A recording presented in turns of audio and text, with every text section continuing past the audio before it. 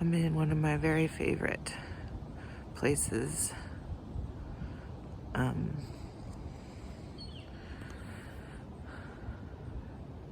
came here like maybe 6 months or so before it was even on my radar to move here. And I remember saying to the new friend who was taking us here, she was an old friend of the buddy that I came here to visit.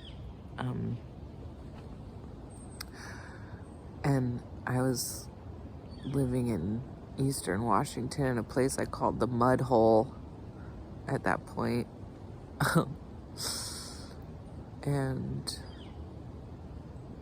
I just remember being like overwhelmed by how like comforted and held I felt, and like a little bit cleansed. Like, I remember I brought up forest bathing because I like felt like that was happening to me, really. And I said, if I could just live somewhere like this, then I'd be okay. And then, 6 months later, random turn of events, it's just sort of where I end up living. This is like 7 minutes from my house. This bay. And you get to walk through this beautiful forest to get here. It's straight up Fern Gully.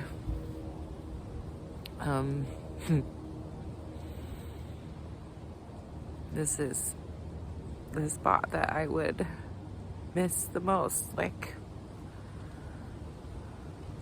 honestly, more than any other person. Because it's just been so dependably there for me in a way that like would be too much actually to expect from another human, especially a new friend in a new place.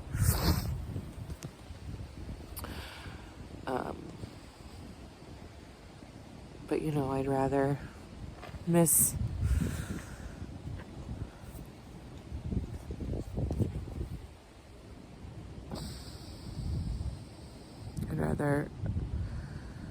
something than feel like good riddance every time I leave somewhere.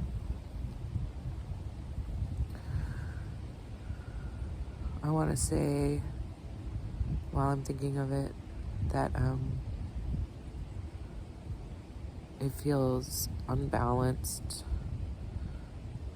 to just say what I said about the place that I lived and not include that person who owns that property is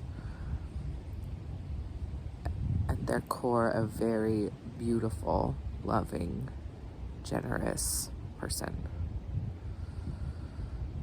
And I am so grateful, so grateful for the home that they provided and the generosity and the belief in me before they even knew me very well to live there and make a year's worth of weird community art gatherings.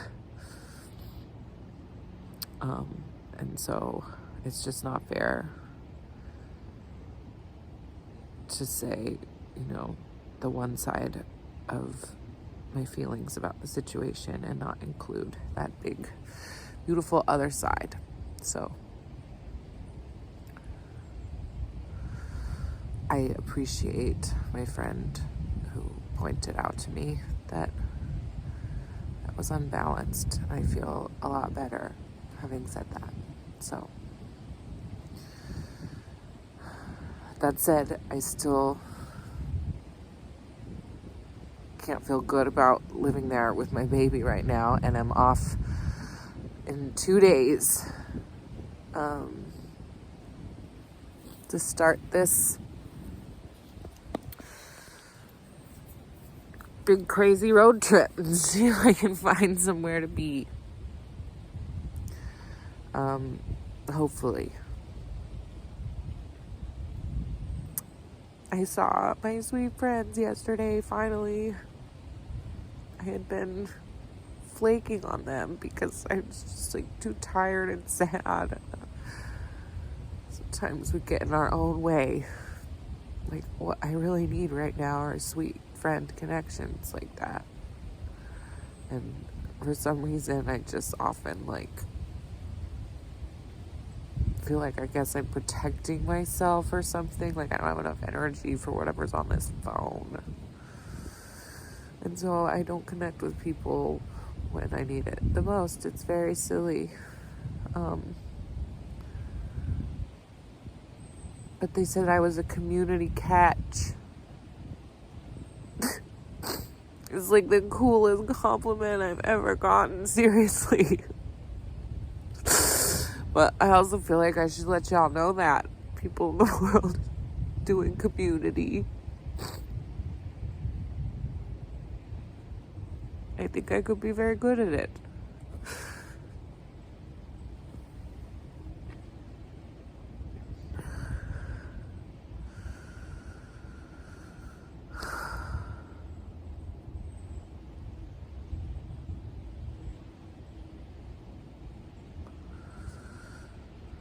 I'm sad today because it feels extra lonely. Because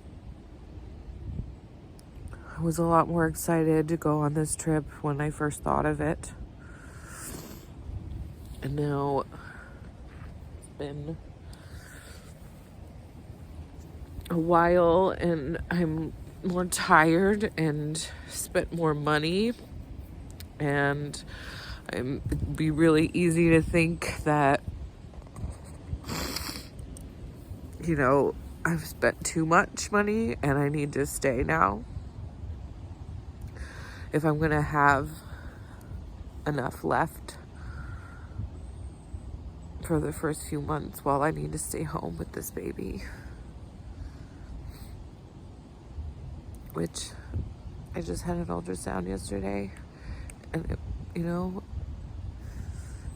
something about seeing it makes it so incredibly magically real. And, just like any silly parent I've seen before, I'd be like, oh, look at my beautiful baby. It's like, it's an ultrasound. What do you mean? Beautiful. But my baby is gorgeous.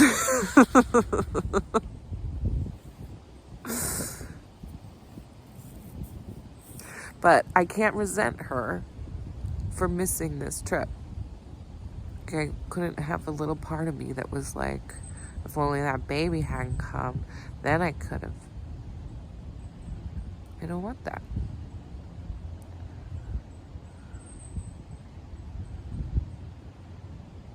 And I'm scared because I'm not as sure as I can be about whether I'm making the right choice by going anyway.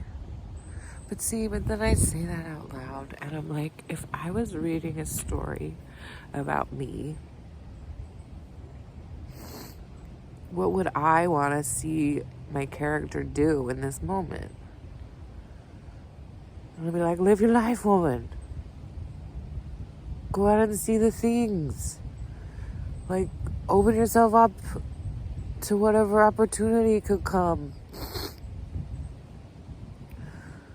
It could be like way better than having an extra couple $1,000s to buy diapers with, Like, it's your one wild and precious life.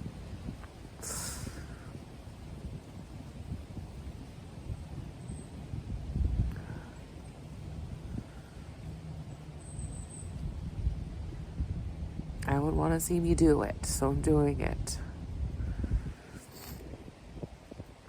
It'll be fun to figure out how to be frugal and smart and crafty about it. So next time I check in,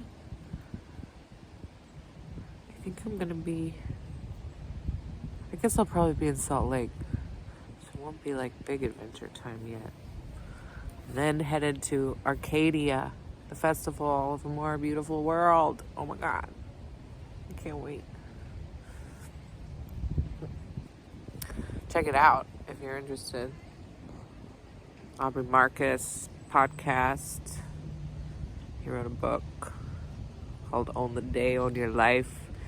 He's an interesting character, but a very big heart and making a very cool thing. Okay, this is way past 10 minutes. I love you all. Touch trees. Bye.